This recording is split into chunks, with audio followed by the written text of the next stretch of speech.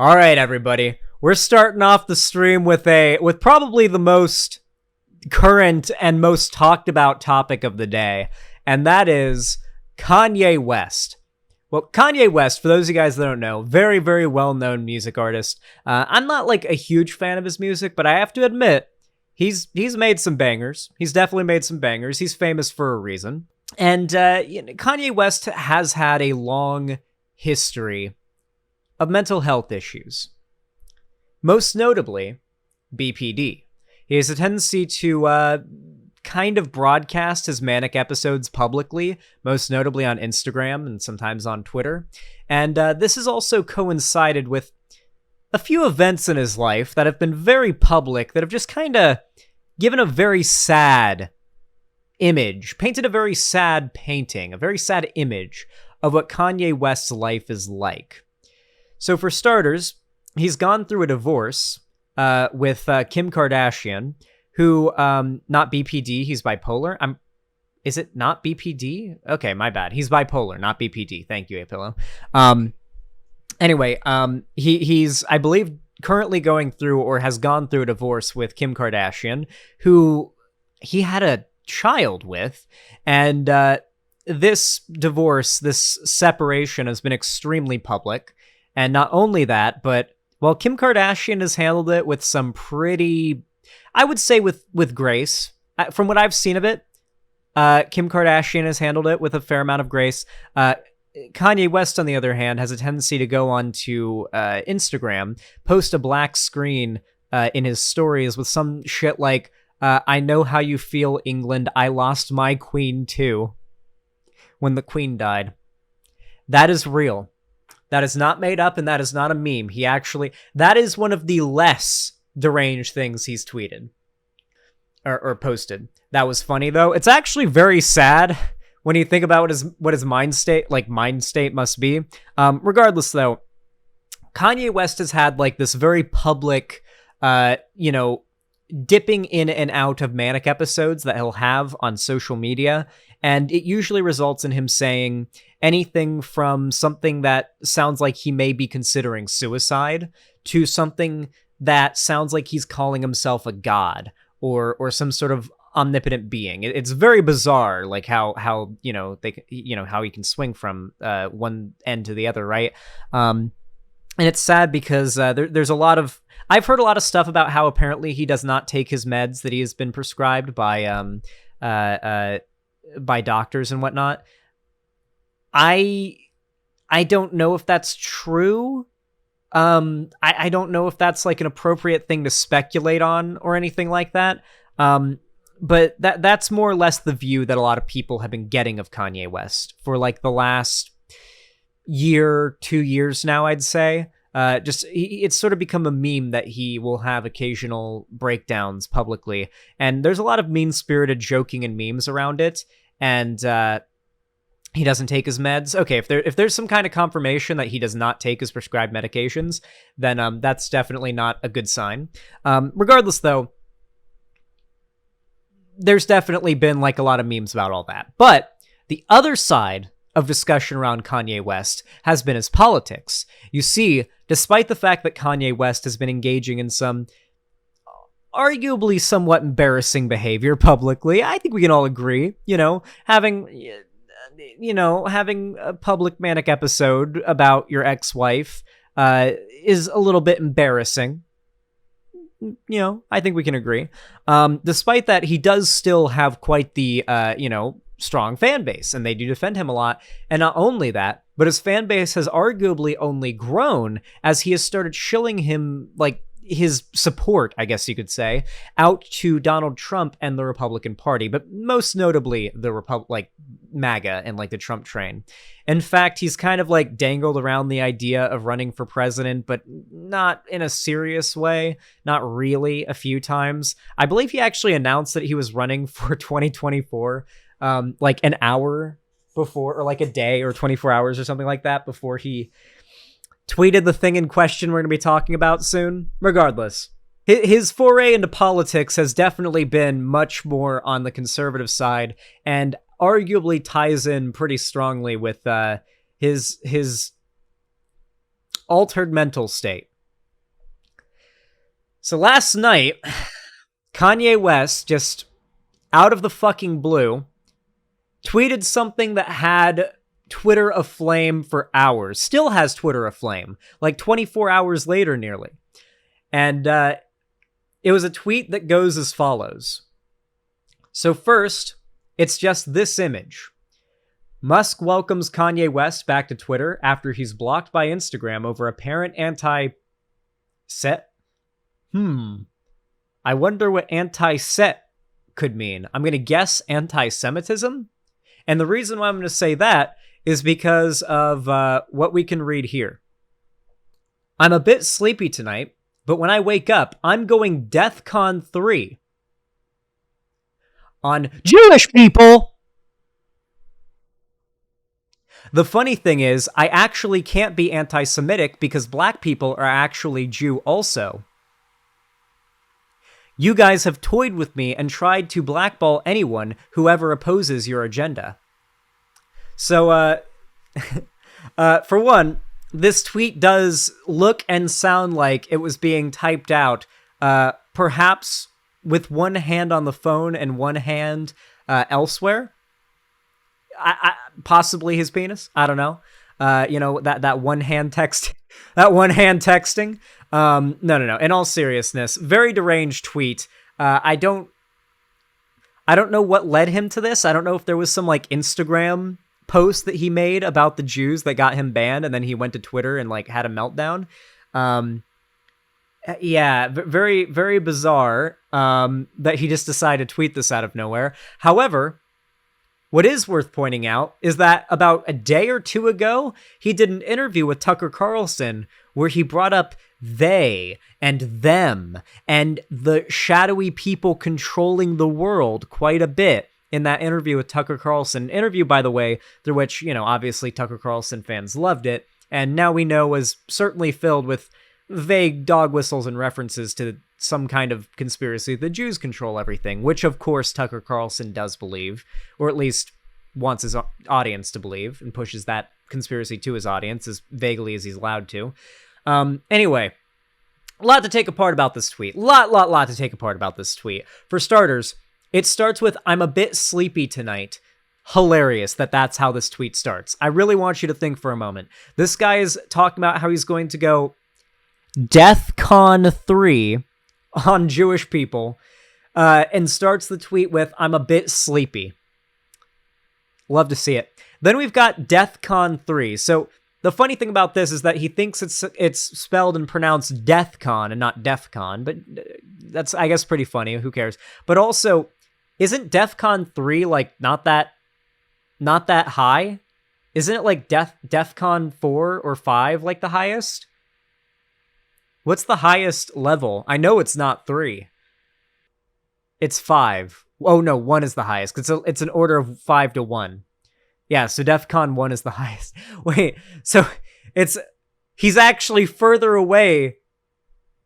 This is actually, no, perfectly mid-level. Yeah, perfectly mid-level DEFCON he's going on the Jews here. Not even all the way, not even most minimum, just a perfect middle ground DEFCON he's going on. Oh, Christ. Okay, thank you, chat. I appreciate it. Just mid-tier DEFCON. Anyway.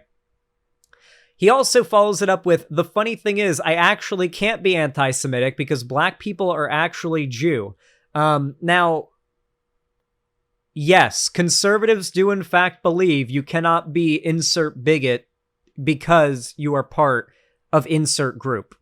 They do in fact believe that your identity can completely negate your ability to have racist beliefs towards the group you are a part of, which is actually very funny when you consider the fact that white guilt or like white self-hatred or whatever is a pretty common talking point in conservative propaganda. So I guess they can acknowledge that like white people can hate white people, but I guess black people can't hate black people or can't think that white people are superior to black people.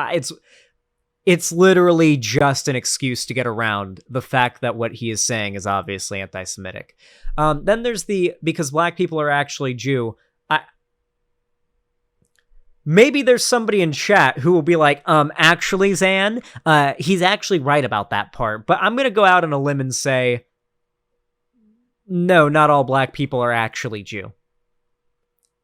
Is it true that not all black people are actually Jew? Because that's the position I'm taking on this. A vast majority are not Jewish. Yes, there are definitely Jewish black people, but like, I don't, Yeah, this is a very bizarre claim to make, at least from what I can tell. He's referring to the Black Israelites, a cult. Yeah, that wouldn't surprise me, because that shit is literally hand in hand with white supremacy and like white nationalism and stuff like that. But at the same time, he's like referring to black. He says, I actually can't be anti-Semitic because black people are actually Jew. Not that he is a black Jewish person, but that black people are Jewish and that black people can't be anti-Semitic, I guess. Christ. It's all idpol, isn't it? Conservatives really are obsessed with idpol. They nonstop project and claim the left are the ones that talk about it and bring it up all the time, but they genuinely do believe that your identity, the color of your skin, can determine your politics, and can not only determine your politics, but also completely negate you from being able to hold certain political positions. That's right, guys. Having black skin means you literally cannot hold the position. It is biologically impossible to hold the position that white people are superior to black people. You can't be racist. It's literally impossible, apparently. At least if I'm to listen to the logic of conservatives. Now, the obvious thing is, this idea is in and of itself racist. The idea that black people cannot be white supremacists. The idea that, like, because someone is part of a, like, certain minority group that in some way is deterministic entirely of their politics. And not only that, but that means that they are somehow cognitively incapable of believing something that people of another race can. That saying that black people can't be white supremacists in and of itself is racist. You're arguing that a certain race of people can't hold a certain set of beliefs? Cognitively? Kind of sus, if you ask me. That was part of the reason I fell down the alt-right. It's the same thing with me, Apillo. That's a lot of what the propaganda is convincing people that racism and a lot of these types of bigotries isn't real, or at the very least that, not necessarily that it's not real, but that if it is real, it exists exclusively or almost exclusively in interpersonal affairs. And you can't control what people believe personally, right? Like, you can't say to the guy, the hick that lives down the street with the Confederate flag out front, he's not allowed to be racist. And that's like the only type of racism they're willing to acknowledge, because that's not systemic. There's no solution to that, right? That's just the guy down the street's racist, and you can't really enforce policy to change that.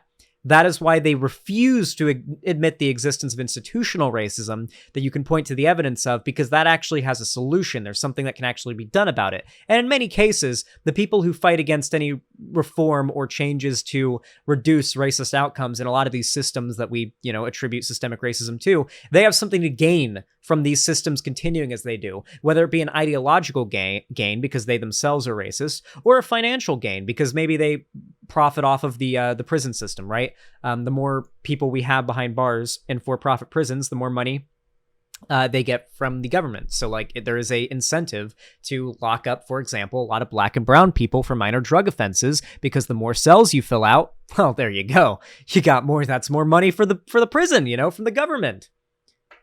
Sorry about the long stun lock. Regardless, though, Kanye West decided to follow up that tweet with ignore everything below it with a tweet that says, "Who you think created cancel culture?" Actually, I think this tweet came shortly before the one about the Jews. He said, "Who do you think created cancel culture?" and then tweeted about the Jews, if I recall correctly. So there you go. About like 5 minutes later, he tweeted about the Jews. So first he throws out the net of the cancel culture meme. So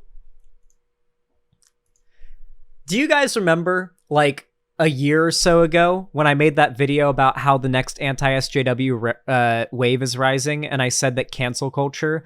Actually, I think I've been saying this for even longer than since that video, that cancel culture would be like the basis... I think there's... Are we having an earthquake? Or is that just my chair shaking? I can't tell. How I talked about that cancel culture was the new PC culture thing that was going to be like the big conservative outcry it's just that it's literally just PC culture, the thing, like political correctness, the thing that the right complained about from 2014 to 2017 and like built their whole Gamergate cultural movement on. But then that kind of died off because people realized that PC culture or political correctness was an overblown threat, and they grew up and then, you know, kind of got out of it. And now it's sort of like, yeah, it was a tiny earthquake. I don't think it was anything crazy. And then now we're on the cancel culture shit. It's the same thing, the same concept with a new name and with different propaganda to refer to it with, you know? And just like with PC culture and the idea of the SJWs kind of destroying everything or whatever, Kanye West is now using a very popular like idea, something that's very broadly hated, that has been extremely propagandized, cancel culture, to pull his extremely large follower base into propaganda about this thing being caused by the Jews. And of course, you've got tons of people defending him for it, from your average conservative to your MAGA train types to even, as mentioned before, like people in like the Black Israelite cult, like Hoteps and stuff like that, like Black separatist groups that are basically just white nationalists and neo-Nazis, and they agree with the neo-Nazis and white supremacists on like having an ethno-state, but they're literally like, the white supremacists are like doing the DreamWorks smile, like, yeah, we can work together to achieve our ethno-states and complete segregation of our races. That's all we want is our own lands. But you 100% know that if these white supremacists succeeded, they would absolutely backstab the fuck out of the Black separatist types. Do you really think that if like the Black separatist types and the neo-Nazis like allied together and won and achieved their completely racially segregated like white and Black ethno-state split America or whatever, like I think I heard there was like an idea for an ethno-state in the South called New Africa, spelled NUAFRIKA. That was one of the first. Someone who was like a supporter of the idea of New Africa in the South, like around Georgia and Florida, like the Black ethno-state. That was my first run-in with Black separatist types on Twitter. And I was like, I Googled New Africa to find out what it meant. And I was like, I'll read it. So you can find out the types of people that are coming out to support the anti-Semitism of like everything from your average white neo-Nazis to people that support this shit. Because there's a lot of tie-in, and it's actually really important to acknowledge the fact that a lot of the propaganda is actually racialized as fuck. I'm sorry, white liberals are too scared to talk about it, but there is propaganda that is very, very popular and almost prevalent entirely in the Black community that is very, very dangerous and bigoted, and is used specifically to like propagandize to the Black community, that it's prevalent in those communities. And like white liberals will be afraid to talk about it because they'll feel like they're going to get called racist, but you got to talk about that shit. There's a massive explosion of reactionary rhetoric that in the Black community. Like, you think that like boomers that are POC aren't watching some fucking like that propaganda shit and getting brainwashed too? They are. There are multi-billion-dollar industries built around propagandizing to Americans, all right? As a pillow said, my dad is, yes, a lot of POC people in this country are just as big of victims to the right-wing propaganda machine as all of the boomer white people that sit down to watch Alex Jones, Fox News, whatever it may be. It's something that's got to be acknowledged. This propaganda is not completely, barred based on racial lines. My mom is like that. I'm really sorry to hear it. Yeah, it's important. So this is. Let's look at this. This is interesting. The Republic of New Africa, RNA, founded in 1968. As the Republic of New Africa, is a Black nationalist organization and Black separatist movement in the United States popularized by Black militant groups. The larger New Africa movement in particular has three goals: creation of an independent Black majority country situated in the southeastern United States and the heart of an area of Black majority population, payment by the federal government of several $1 billion in reparations to African-American descendants of slaves for the damages inflicted on Africans and their descendants by the chattel enslavement, Jim Crow laws, and modern-day forms of racism, and a referendum of all African-Americans to determine their desires for citizenship. Movement leaders say their ancestors were not offered a choice in this matter after emancipation in 1865 following the American Civil War. So basically making, what is this, like fucking Mississippi, Alabama? No, that's Alabama. That's Georgia. That would be like South Carolina. I'm not very good with states. It literally just this is where Florida would be right here. Like Florida would be right here, I believe. This is like Mississippi, I believe. Yeah, it's just these 5 states right here in the South would be the Louisiana. Sorry, that's Louisiana. I'm sorry, I'm bad with states. Fuck you guys. And that's South Carolina. That's Georgia. That's Alabama. And I believe that is Massachusetts. No, not Massachusetts. What the fuck? Massachusetts is up north. That is Mississippi. This is Mississippi. This is Louisiana. This is Alabama. This is Georgia. This is South Carolina. There we go. Figured it out. I'm high as fuck right now, okay? Massachusetts? I'm sorry. That was the dumbest one I could have said. That's literally all the way up on the top right. Do the 50 states map quiz right now? Okay. You know what? We'll do it. No, wait. We'll do it after the segment. Fuck you. Anyway, these types are the ones that are also coming out to support the weird like political like far right push that Kanye is engaging in here too as well. It isn't just like racist white conservatives that are like, a famous black man is defending our racist ideology. Let's go. It's not just that. There are a lot of people that are victims of the propaganda machine, and their skin color does not determine whether or not they can be. And that's how it is. Did you say Massachusetts because it has... Don't you dare. Don't you fucking dare. Not right now, okay? No. They're gonna clip me. All right. And then, of course, we've got Dream, who replied, the liberals, and Tommy Innit, who replied, oh no, they got Dream, he's finally based, and Slime Skull, who replied to that, saying, don't listen to him, Tommy, lib up. And then this person who replied, this you, with an image of Dream, clearly Dream, at the January 6th protests. Zando, you weren't supposed to read that. Oh no. Shit. Well, you did. It was blue. Okay, it was glowing. It had my name in it. It was blue. If the message is blue, I read it out loud. Okay. Anyway, this is very clearly memes. All right. I don't believe that this is Dream actually jumping on board with this. I think this is Dream playing around with it. Dream is very evidently left wing. I don't. Come on, guys. If you think Dream is like hiding some right wing beliefs, then I think you're stretching. I think you really might be stretching a bit. But yeah, so we've got Kanye West having this absolutely absurd breakdown following this interview that he just did with Tucker Carlson. Let me see if I can find it right here. Oh, there we go. So we've got this video right here. Kanye West exclusive. Rapper tells Tucker Carlson the story behind his White Lives Matter shirt. Hell yeah, spam those cuckers in chat. Good evening and welcome to Tucker Carlson Tonight. Kanye West, now known as Ye, is one of the best-selling musical artists in the world. He's also in recent years become a celebrated and very highly paid fashion designer.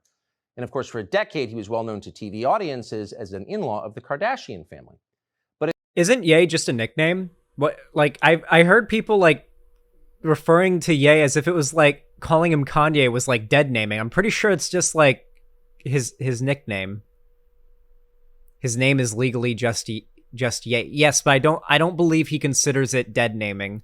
If he does, then I suppose we'll just say Ye, but I'm pretty certain he's fine with being referred to as Kanye West, especially when you consider the fact that the title of this is Kanye West exclusive. No, those are the pronouns.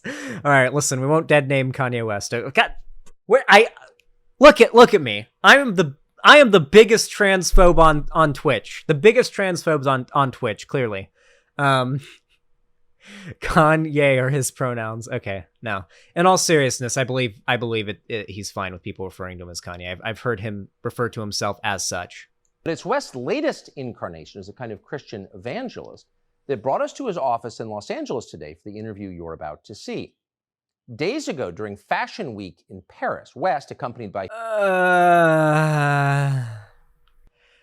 I feel like we've gotten to a level of political engagement right now where I have to explain why the statement "White Lives Matter" as a political statement is not a harmless statement and is instead a retaliatory statement to the idea or to the statement "Black Lives Matter."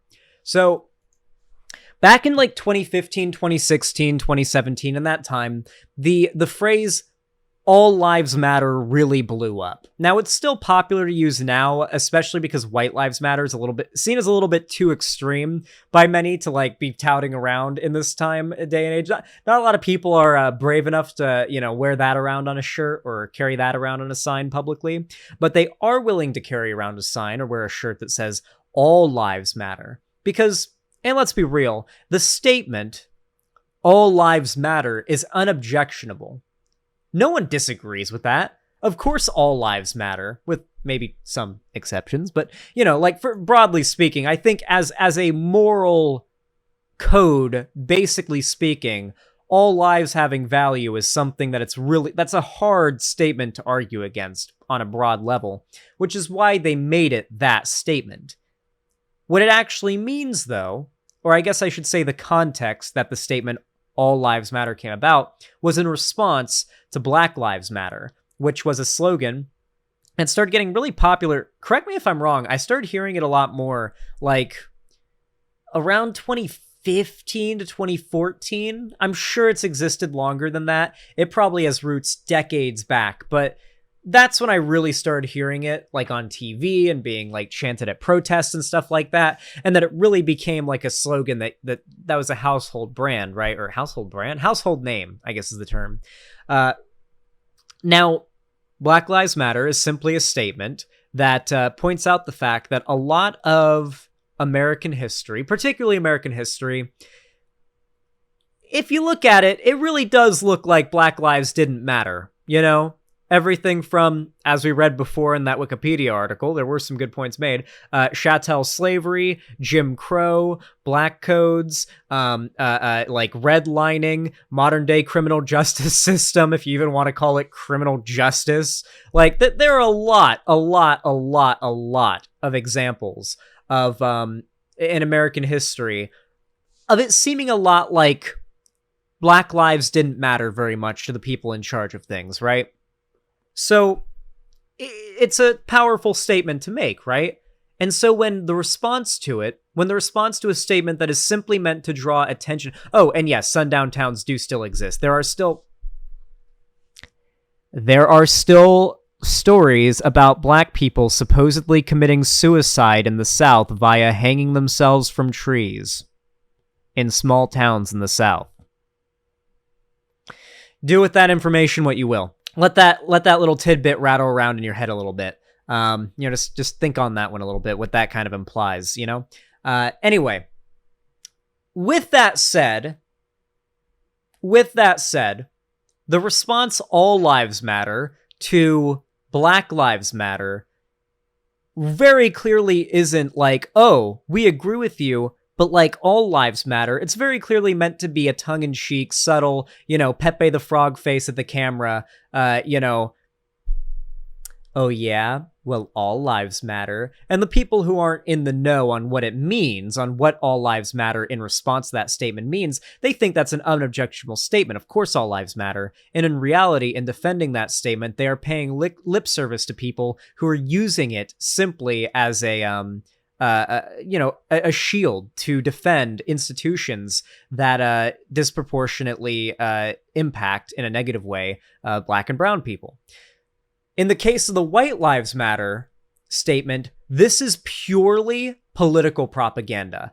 Or like not political propaganda in the way that like all lives matter is as like a dog whistle. This is literally just meant to be so obviously racist, but it's Black people wearing the shirts so it's so crazy it's meant to get a lot of media attention. That's what this is. They could have just worn All Lives Matter shirts. They chose to wear White Lives Matter shirts because they're prominent black conservatives and they know this would get a shit ton of media attention. You know, like how Kanye West is now doing an interview with Tucker Carlson now, where he's about to talk about they and how they are going after him and how they control everything. And then 12 hours later, he's going to go on Twitter and talk about how he's going to go DEFCON 3 on the Jews. Come on, let's be honest here. We know what the ploy is here. This is very clearly a publicity stunt. It is. It's a publicity stunt. I'm not saying they aren't racist.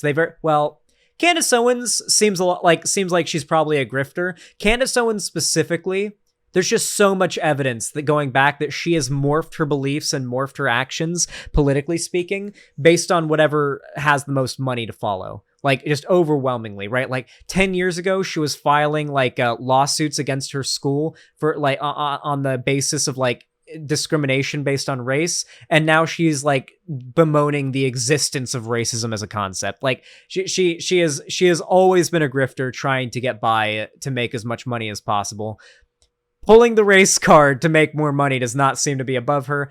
Kanye, on the other hand, seems to actually believe this shit and seems like he is in a brain melted enough mind state to actually believe this ridiculous propaganda that he's been spreading. I'm actually worried for the health of Kanye.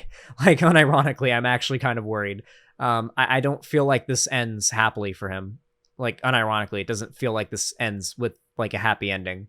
His friend, Candace Owens, unveiled a t-shirt that read simply, "White Lives Matter." The response from the fashion industry... Oh, and she's selling it too. Okay, yeah, I didn't even know she was selling these shirts. Well, there you go. Okay, my point made even more so. In international media was instantaneous and uniform. Shock, horror, rage. There is no excuse for this, thundered the New York Times. West is legitimizing extremism, shrieked Rolling Stone, etc., etc. What was strikingly missing from the coverage, however, was any explanation for why West did this. What was the t-shirt about?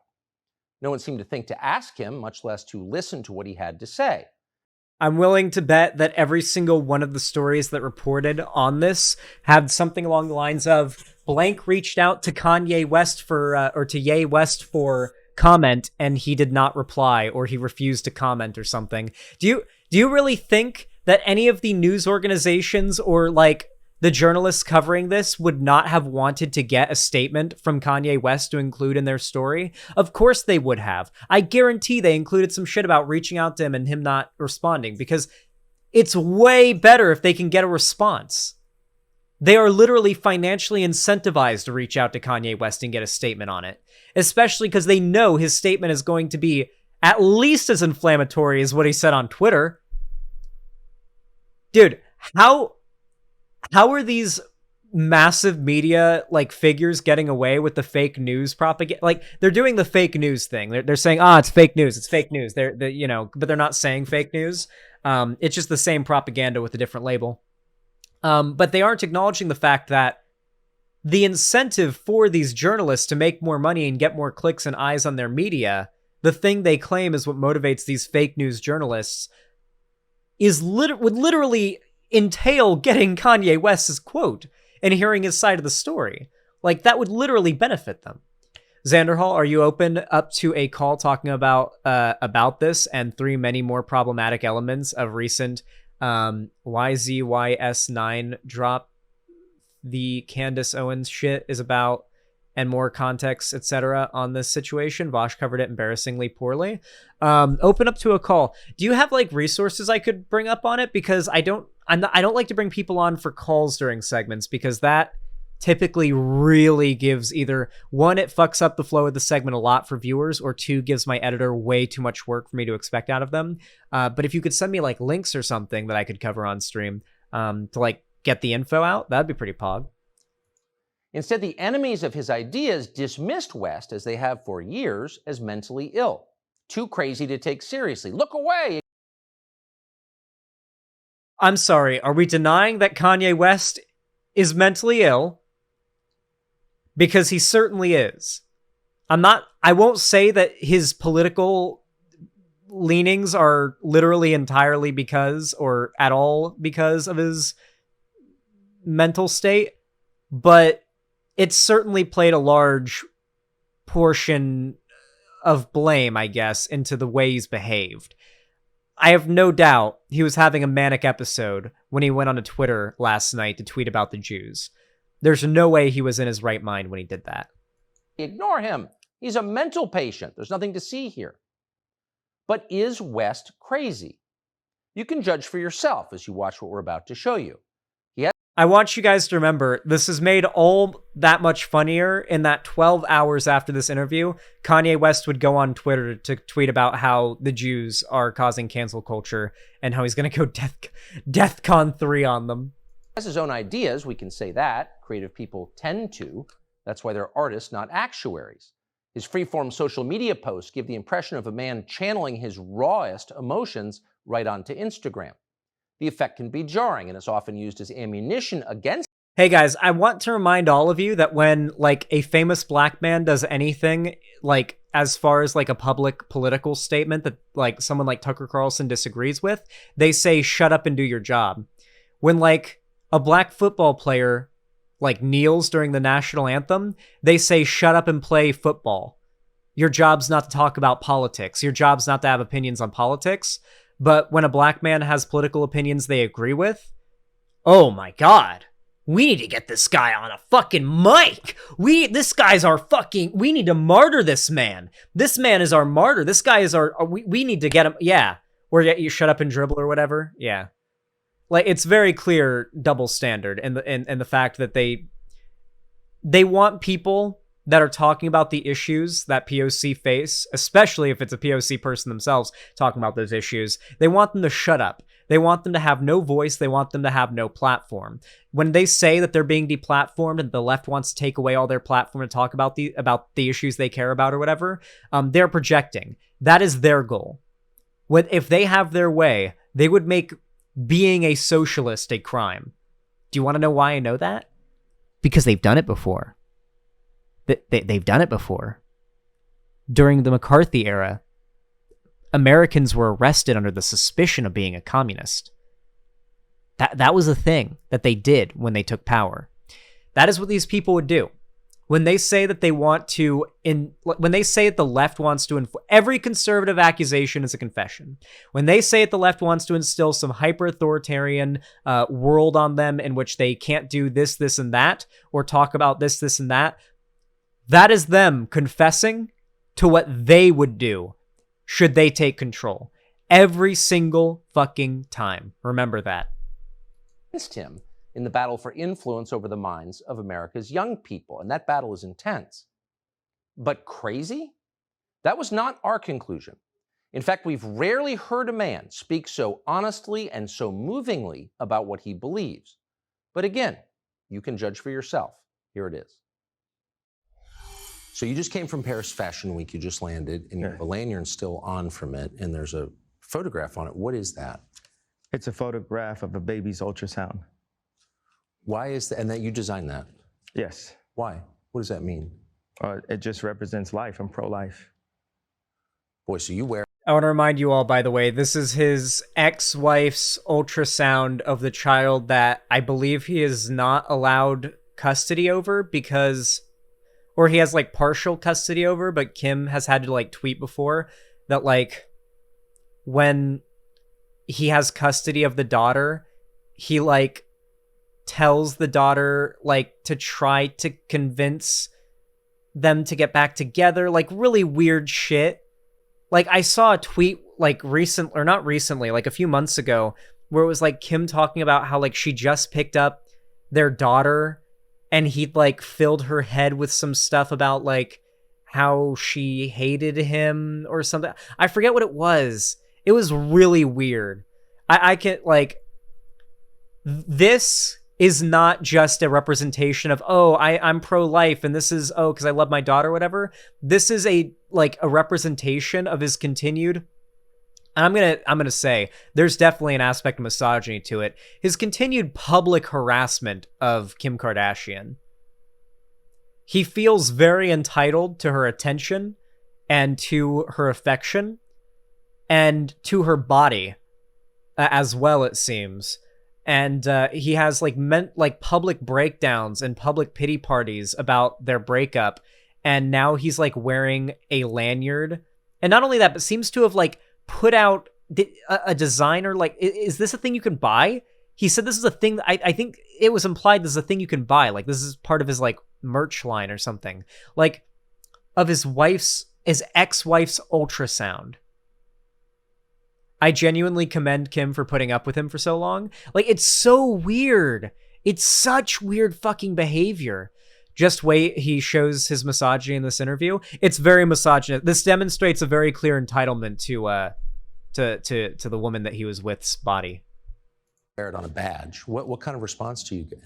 And good, amen. I agree. I don't care about people's responses. I care about the fact that there's more Black babies being aborted than born in New York City at this point. That 50% of Black death in America. So this is a very common conservative talking point when they like to weaponize, like progressive sounding talking points to make an actually very ghoulish argument. So they will like to say things such as Planned Parenthood was started by a eugenicist and a racist, or yada, yada, yada. Completely putting aside the fact of the reality of how these institutions and how these practices exist today. If we want to actually look at the data, making abortion more available to Black and brown communities in lower income areas will do nothing but improve the chances of particularly young women in those areas of improving their socioeconomic situation. Getting pregnant and having no choice but to follow through on the pregnancy when you're not financially ready to, like at around, for most people, probably like 28 to 35, maybe later for many people now, because it's getting harder and harder to like get to a financial situation where you can, have that, like you've bought a house and you're paying a mortgage and you've got like a, 2-bed at least house so you can like raise kids and you got stability and everything. Like most parents are like having to just start their families in apartments and rentals now, and not have the security of like, oh, we own this house. This is going to be our child's childhood home and whatnot. That's becoming more and more rare.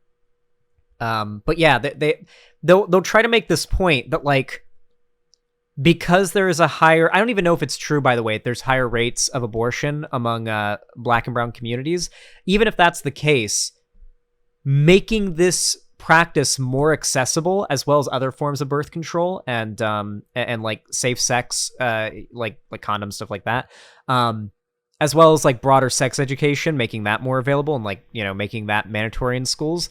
All of these things will do nothing but improve the problems that people like Kanye West weaponize to try to make it seem as though the Black community is like in need of Republicans or conservatives to pull them out of the rut they're in, and that in fact it is the left that has fucked over Black people in this country, and the right wants to help them out. The right wants to help them help themselves. In reality, Democrats aren't helping anybody, and the Republicans aren't helping anybody, but the Democrats are doing a tiny little bit. They're doing a tiny little bit more. They're doing a little bit.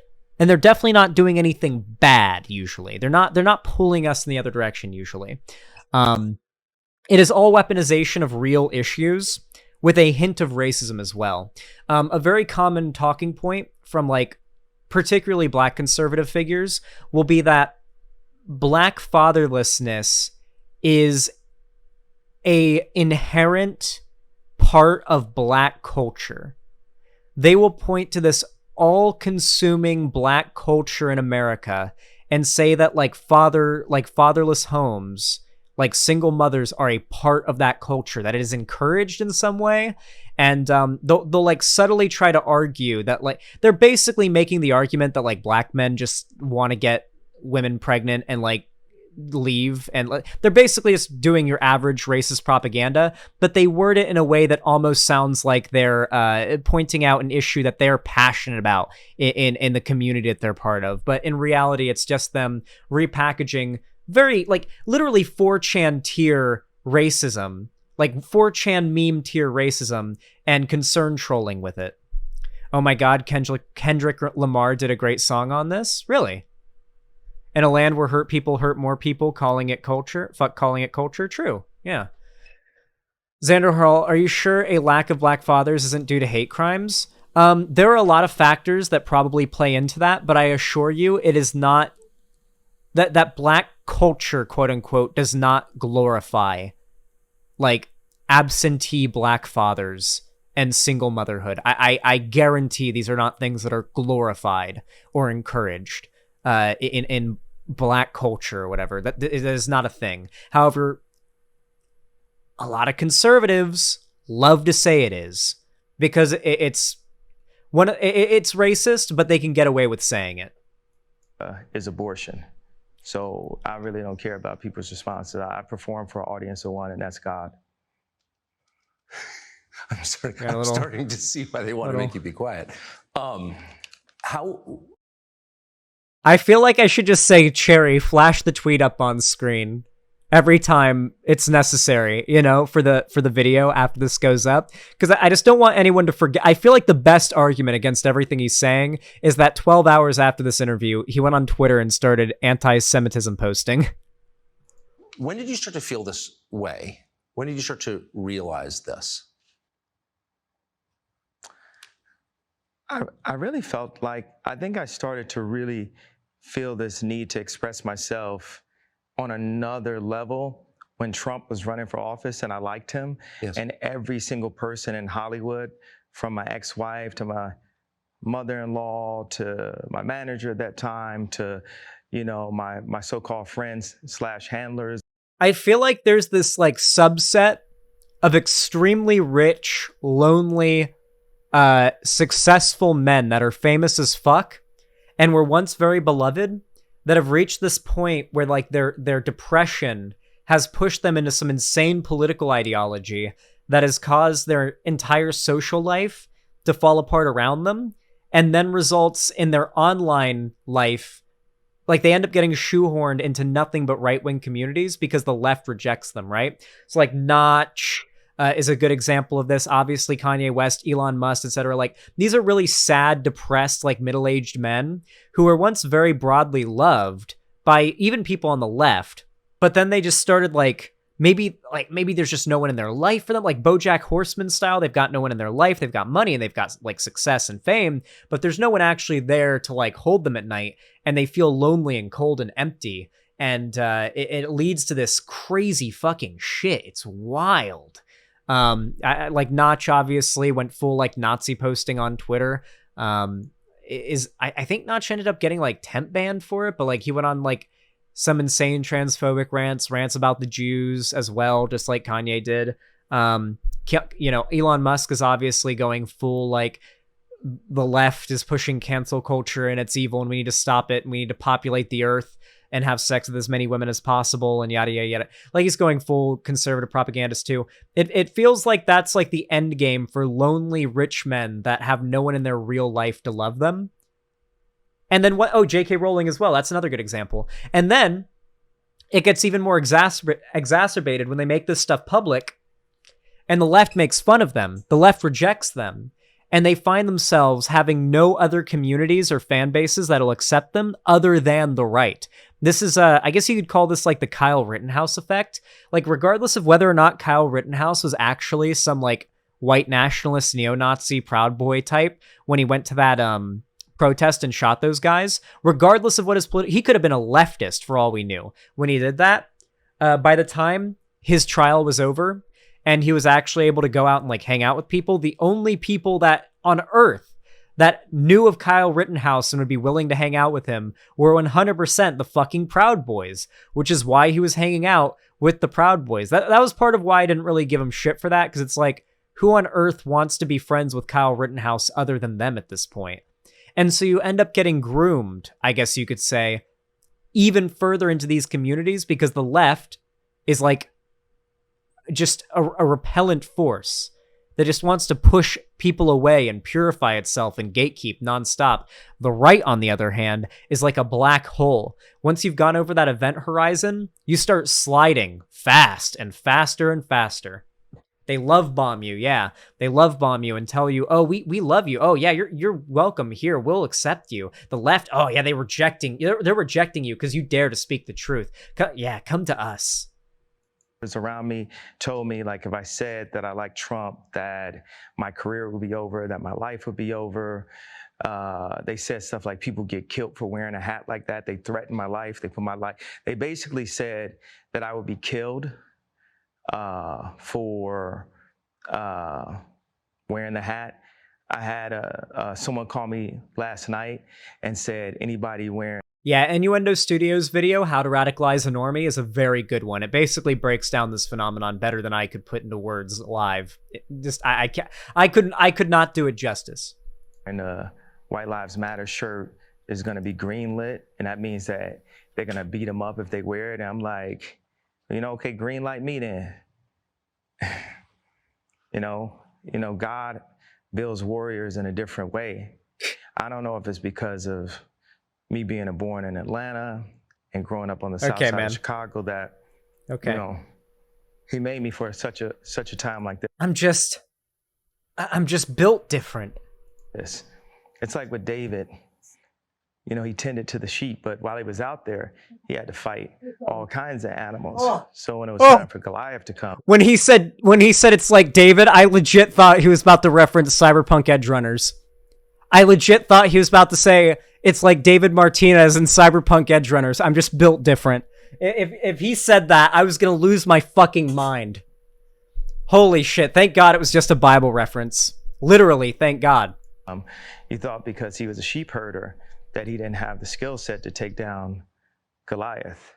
And the thing that I have is the position, I have my heart, but the number one thing is I need to watch that. The reason why I thought that is because in Cyberpunk Edge Runners, the main character, with a straight face, with full conviction in his voice, and without a hint of irony, says, I think I'm just built different.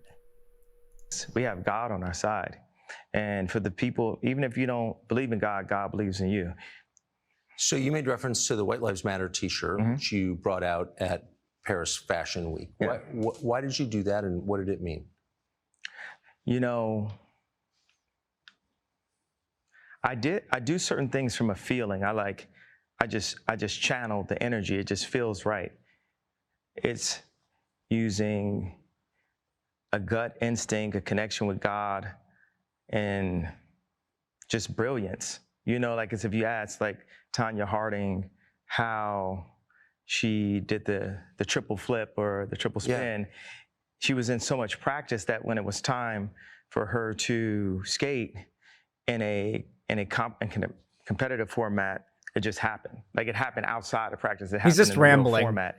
And that's what's happening is God is preparing us for the real battles. And we are in a battle with the media. It really is terrifying that a non-zero amount of people with significant amounts of power and money and influence in this world just believe in a fairy tale that they dictate their morality on entirely. That's terrifying when you think about it long enough. It really, really is terrifying. The majority of the media has a godless agenda, and their jokes in that work, and this whole he's crazy and all these things, they don't work because the media has, they've also watched travesties happen, just even specifically to me, and just watch it and act like it wasn't happening, and they stay quiet about it. What have they? I want to answer the white. Yeah. I feel like someone caught what I was saying, the comparison to Tanya Harding about the White Lives Matter. My dad is an educated ex-Black Panther, and he put a text to me today. He said, White Lives Matter, ha, ha, ha, ha, ha. And I said, I thought the shirt was a funny shirt. I thought the idea of me wearing it was funny. And I said, Dad, why do you think it was funny? He said, just a Black man stating the obvious. Yeah. And What is the point of this story? Nobody thinks that white lives don't matter. All of the evidence, insofar as like the socio-political station of different racial demographics in America specifically, heavily suggest that black people disproportionately have it worse when dealing with the criminal justice system, when it comes to schooling, when it comes to the treatment in like broader society, both like when it comes to institutions as well as interpersonal engagements. The fact that like prior bigotry that has existed for fucking generations has a long-lasting effect on the generational wealth of entire demographics in our society. Like, nobody is out there saying that white lives don't matter. In fact, the cases in which white people are suffering, like the improvements made to the systems that are like disproportionately harming black people in this country, would also help many white people that are suffering too. There's literally nobody suffers from things like prison reform to improve, like, or for example, like Joe Biden recently. Well, actually, I don't want to get into that yet. But like, for example, ending the drug war. That isn't just going to help black and brown people in America. There are white people who've been victims of the drug war too. There are many Americans are victims of the drug war. The policies that are suggested, the reforms that are suggested to improve these systems, to improve the socioeconomic position of these demographics, broadly, these institutional changes would help everybody. A rising tide raises all ships. You know, my dad doesn't listen to rap music, and he's like super edgy. Also, I do love how he brought up that his dad is an ex-Black Panther. I don't know what that has to do with anything.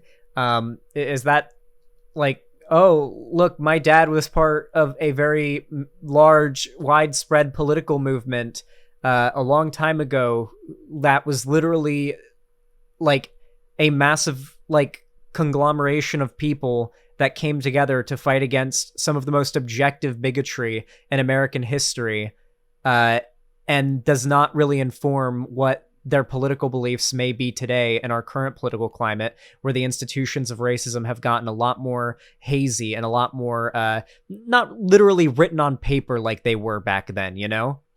Not to mention, is Kanye a Hotep?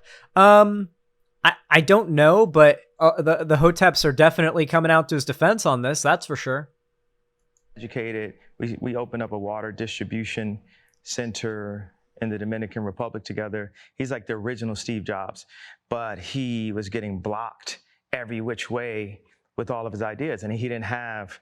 By the way, people like this will try to use the idea that one good action negates bad actions, right? So very often when I respond to like, here's a good example. The guy who made Five Nights at Freddy's, the Michael Cawthorn guy, about 6 months ago or so, it came out that he had donated tens of thousands of dollars to multiple, like, outwardly very anti-LGBT candidates that were at the time both announcing that they wanted to institute very strong anti-LGBT laws. Or yeah, Scott Cawthorn, not Michael Cawthorn. Cawthon or whatever, Cawthon. Like, many of these politicians were ones that, like, have instituted the anti-trans bills and everything like that. Michael Cawthon. I'm sorry. I don't know. I'm not a Five Nights at Freddy's fan. What do you think this guy lives rent-free in my head? I don't know his fucking name. I know the last name because it's so, like, memorable. Regardless, though, Scott Cawthon. I'm sorry I didn't remember Scott. Fucking Scott, okay? But, forgive me for forgetting the name of Scott, okay? Fucking Scott. Anyway, so I did a video, like, calling out Scott Cawthon because, like, his donations had leaked. He donated to Donald Trump. He donated, like, tens of thousands of dollars to multiple candidates that were pushing and supporting, like, gay conversion therapy and stuff like that. And, I put out the video, pretty damn definitive, the fact that he had donated this money. And the only response that the people defending him could really give was, oh, yeah? Well, he donated $2,000 once to an LGBT charity, so he can't be homophobic.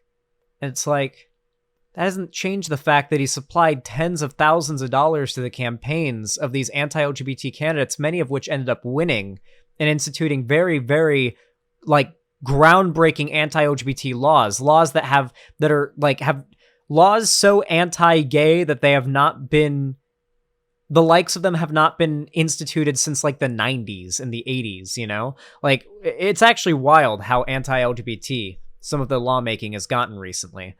Yeah, it's very interesting to me that their only response is, well, he did this other good thing, so the bad thing you're pointing out, which is usually in magnitude way worse than the good thing that they did, completely cancels it out, I guess. And that's their only response.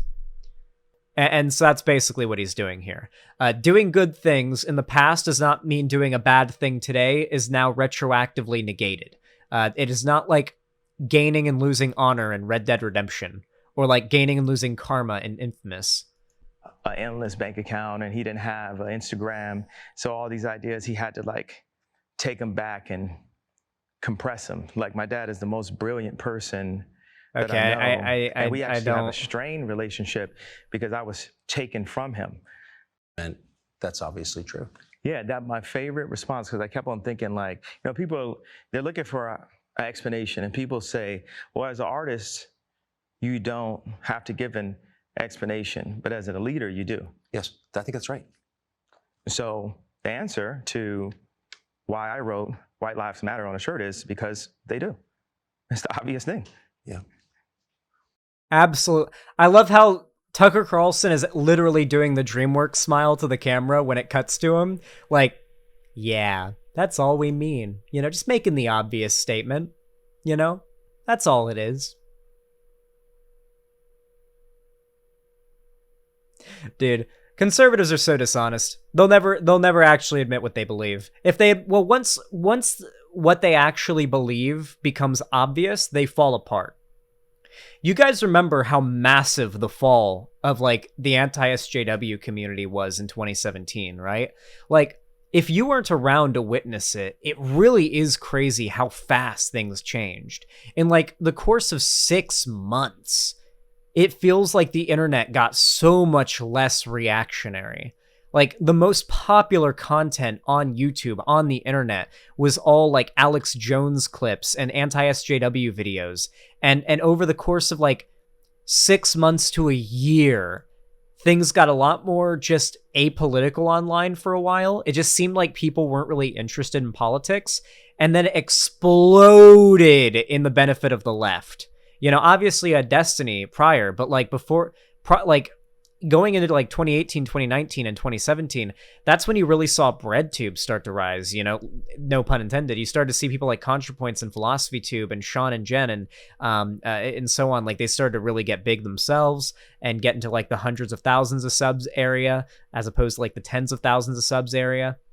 And there really started to become a platform for left-wing political conversation on YouTube, when previously the largest left-wing political figures were people like Milo Stewart, who were making great videos and were honestly very well put together, very well reasoned, but it didn't matter. They fit into a certain stereotype that these groups had decided was worth completely just disregarding anything they had to say. And Milo Stewart, as much of a completely nice and reasonable person as they were, was inundated with endless waves, tsunami waves of harassment, right? Anita Sarkeesian, Brianna Wu. It is no coincidence, by the way, that many of these content creators tend to be either trans, women, or both, or in many cases, also POC. The more demographics you cross, I mean, God, I feel like there's that image. What is the 2016 anti-SJW art? What is that one fucking ungodly image? There really is no better image than this one to summarize what that age of the internet was like. Just to let you know, here, I guess I gotta zoom out. No, I don't really have to zoom out. So this is from, do we have a date? Brent Cherry 2017. This was right before the fall of the skeptic community. This was right before things fell apart for like the whole like anti-SJW skeptic community thing. And it just started to, you know, really, This was before Andy Raceworski. Oh god, this is cancer. Now, all these figures on the left, by the way, you may be able to recognize a few of them. We've got Second Thought here, I believe. This is not Second Thought. No, that's not Second Thought. It's Folding Ideas. Sorry.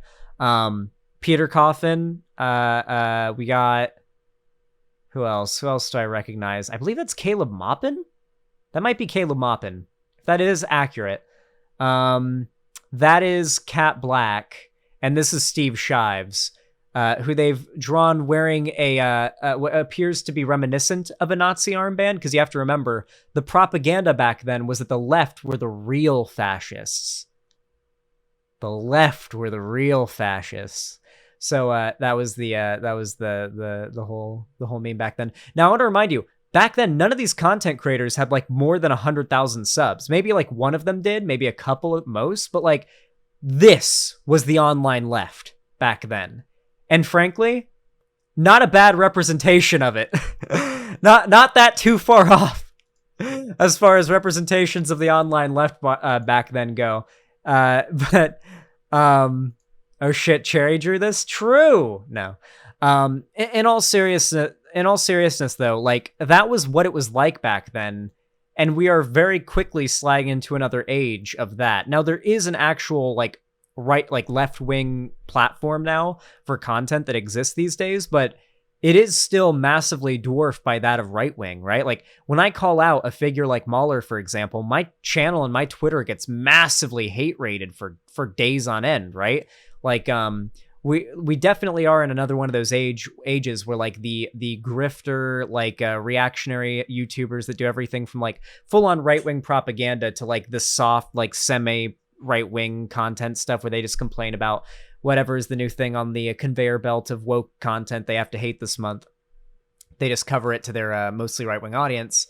Like that content has gotten bigger than it ever has been again, very much like it did back in the day. And it really did see sort of a dip during that time of the election when particularly I feel like Christchurch was one of the biggest nails in the coffin. And then not Christchurch, Charlottesville was like the first nail in the coffin. And the final one was Christchurch. And that really had conservatives online on their ass for a while. I don't know if you guys remember what it was like in early 2019 to like 2020, but like, holy fuck. The conservatives online were not doing all right back then. They were having a tough time. Things were not going great for them. And it will happen again, but it will require this new age of like mostly white teenage boys who've been radicalized on TikTok or whatever to grow up and realize, oh shit, this is all stupid. And you better believe when they start to realize the right-wing content creators they watch are spewing bullshit to them, and they're going to want to watch content creators that debunk that bullshit. That's what happened to me. And they're going to seek it out. And who's out there debunking the bullshit from these popular right-wing content creators? Us.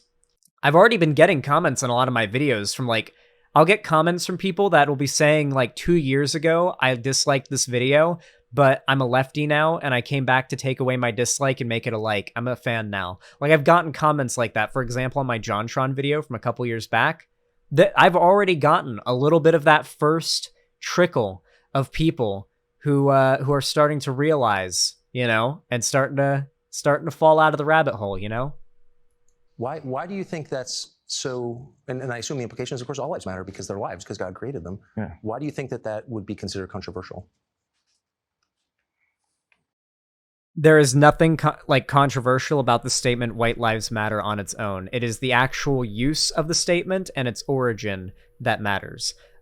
White Lives Matter is, and let's be real, like Kanye West 12 hours after this went on Twitter to talk about how the Jews control the world and created cancel culture. We know that this is literally just a dog whistle for white supremacy. Because the same people that have stripped us of our identity and labeled us as a color have told us what it means to be black and the vernacular that we're supposed to have. My dad grew up as a military brat. Listen, there are plenty of white liberals that are very out of touch that feel that'll do like the hold on. There's a very good. So there are a fair amount of white liberals that do behave with this general sort of like this general like vibe, right?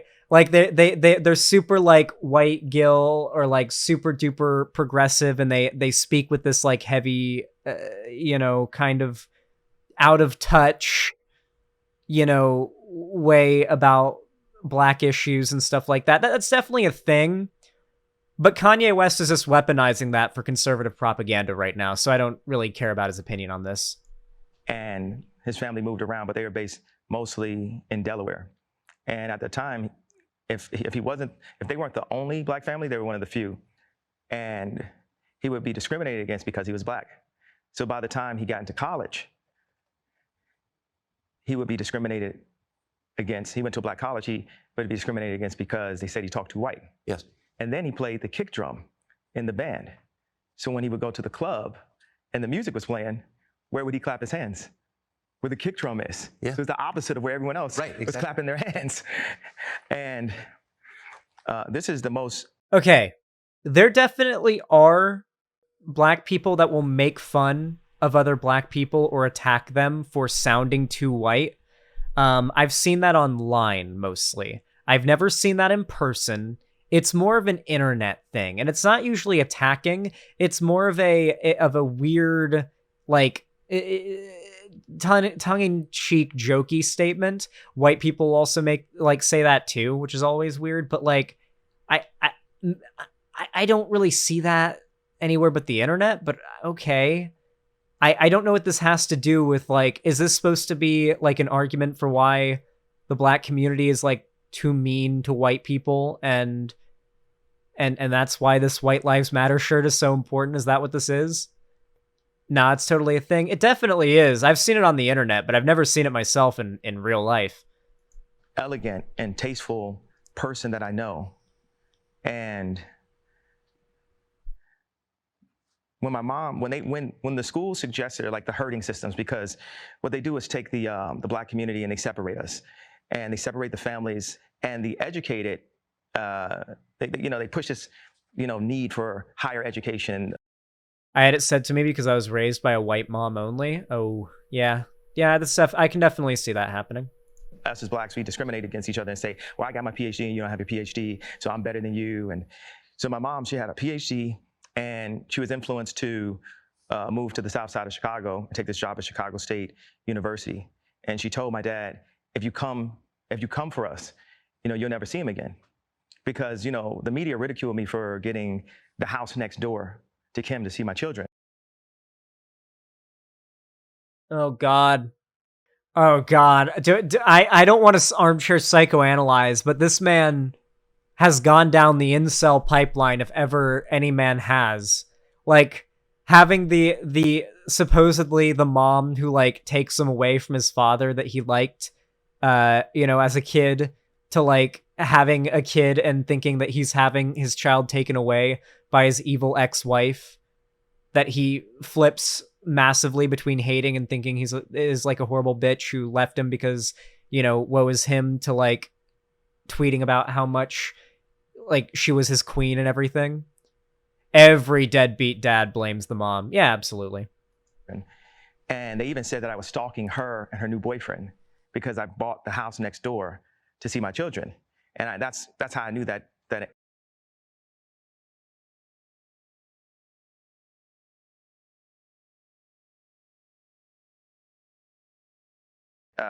my mom had said that to him. I said, Dad, they moved us to one of the most agreed upon to be one of the most dangerous places in the world. It's almost like they tried to kill me or something. I said, Dad, why'd you never come to get us? And that's when he told me that she was told that. There's so many things that are put in Kim's head. They bring influencers. Like, no one ever knows where Corey Gamble came from. No one in the fashion world knows where Gabby came from. These people were practically made in a laboratory, in my opinion. And one of the things that they're really good at doing is being nice and being likable. And what they do is for people that have some form of influence, whether it's an educated Black woman like my mother that became the head of the English department at Chicago State University, or whether it's the most influential white woman on the planet, being my ex-wife, they have people that are around them at all times telling them what to. I don't think this is great propaganda that Fox thinks it is. How can anyone watch this and not feel pity for him and see that he is spiraling? Let me show you an example, actually. I saw some dumbass fucking shit on Twitter today. Liberals were watching this interview and agreeing with Kanye West. Yeah. Somebody had, like, quote tweeted a tweet from, like, Taftage where she was like, I just watched the interview with Kanye West and Tucker Carlson. He sounds very eloquent and very smart and very politically well-informed. I feel like people give him too much shit. And then, like, 3 hours later, he goes on Twitter to talk about the Jews. Yeah, no, like dumbass liberals are falling for this shit. Absolutely, yeah. At least some of them. God Taftage is girl Jordan Peterson. I don't know what Taftage's political beliefs are. All I know is that every single take I've ever seen her have has been very dumb. I maybe she's had some good takes, but I've yet to see them. To be afraid of. It's like not what to do or say specifically, it's what to be afraid of. And if you have a person that isn't afraid of them, you know, like a Russell Brand or... I don't even know if Taftage is a liberal. She's like more of like a kind of politically kind of a shitlord from what I can tell. I don't know. Hard to say. But you know, that's my take. I think I saw her in WoW. The reason why I ended up following her on Twitter was because I was playing World of Warcraft Classic and I passed somebody in Stormwind, a Draenei, with her username, her exact username, and I was like, is that her? What? Did I just run into another streamer? Like another political figure in WoW? In World of Warcraft Classic? So I followed her on Twitter, and she did not follow me back. Or no, she did follow me back, but she didn't message me that that she'd seen me in WoW. But like, I stopped in front of this player, and I like stopped in front, and this player stopped, and we stared at each other, and I said, "Wait, real?" And no reply. I don't know. That was a weird interaction. That's why I followed her, and then I saw that tweet, and I was like, "Ooh, that's fucking dumb." So yeah, that's at least one liberal I know of who actually, or centrist or whatever, that I know of, who has actually fell for this propaganda and thinks that, like, Kanye West was well-spoken here. So that's at least one example I can think of. I don't know of anybody else, though. I'm sure that there are plenty of conservatives and well, obviously there's, like, the Hoteps and the conservatives that are defending this. But as far as, like, people who are not already primed to agree with this, I can't think of anybody. But I'm sure that there has been. Like, he doesn't really come off that deranged here. I don't think you realize, like, he's not... I think to the people that this is targeting, he actually does sound very salient. The types of people that this propaganda is targeting are unironically the types of guys who would, if they had the money and the means to, buy the house next door to their ex-girlfriend or ex-wife to spy on them, and would completely justify it. Because they feel entirely like, you know, they feel entitled to women. A lot of them do.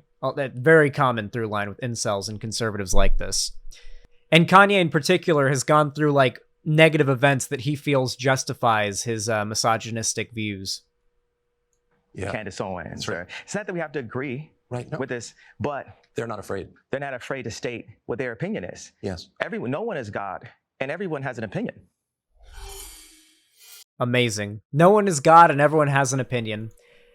Imagine saying so many words without actually saying anything at all. Absolutely wild. Well, believe it or not, people actually fell for that interview and thought that he sounded good. And I feel like the funniest part of all of it is that 12 hours after said interview, he went on Twitter and just went full Nazi posting. You know, it really doesn't get better than that. To go on Tucker Carlson and then do all your dog whistling, like the you know, white supremacist propaganda dog whistling, and then to immediately go on Twitter and start Jew posting. Just love to see it. Love the confirmation.